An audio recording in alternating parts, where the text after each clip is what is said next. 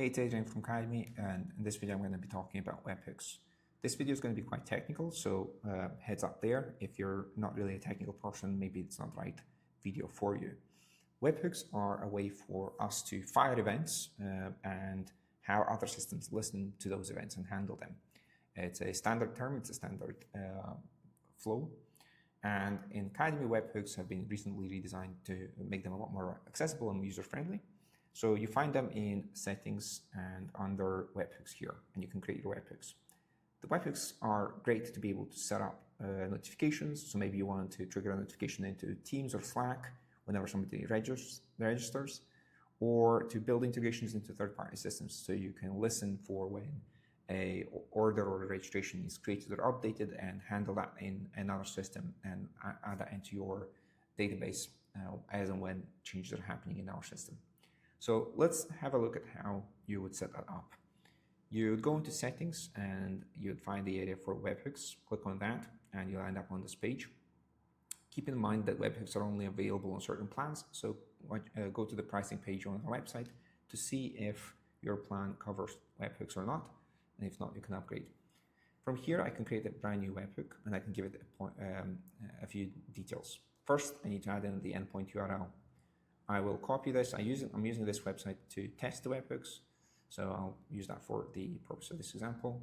I can add in a description, and then I can choose which events I want to listen to. So let's say I want to listen to when courses are updated or created, and dates, and then contacts. I'm going to skip registrations and orders for this example. I create this webhook, and now this is going to fire when any of those events are happening across those modules. So next, I'm given a secret here, and this is because the default behavior for these webhooks and how they're handled is you would of course need to have an endpoint that is listening to these webhooks and handling them. And if we don't give you a secret, then it would be exposed, so anyone could pass in a payload to that endpoint and pass any data they want in there. So as a way to secure it, we are including this secret value in the headers, and you can just monitor the header for this particular value on the endpoint that you expose to make sure that only we can pass in values and you can process them securely, knowing that it's only going to come in from us, because we'll be including this header with every event that we fire to yourself. So I'll click done, and you can review and see the secret from here. But if you don't include that, it'll just work. It'll just not be as secure on the receiving end. So watch out for that. Now I have the webhook set up in here. Let's go and test it. I'm going to go in and create a new contact.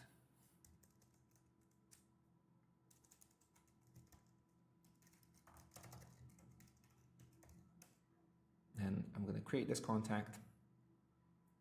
After I create this contact, I'm going to put in a phone number. And I'm going to go in and change a course as well. So I'm going to publish this course. If I go to this site here, I'll see that the events are coming through. And the payload will include all the details. So this is a course updated event. And then in the data object, we see the full details of the course. For this event here, a contact has been updated.